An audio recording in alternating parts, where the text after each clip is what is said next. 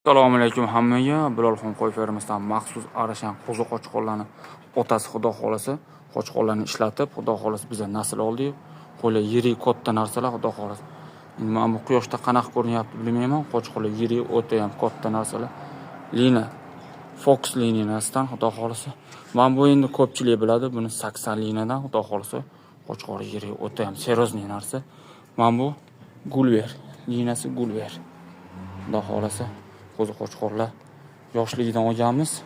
Tanjoni sog' holati shu yoshga olib keltirdi. Yoshlar endi yangi tortishga uzyapti.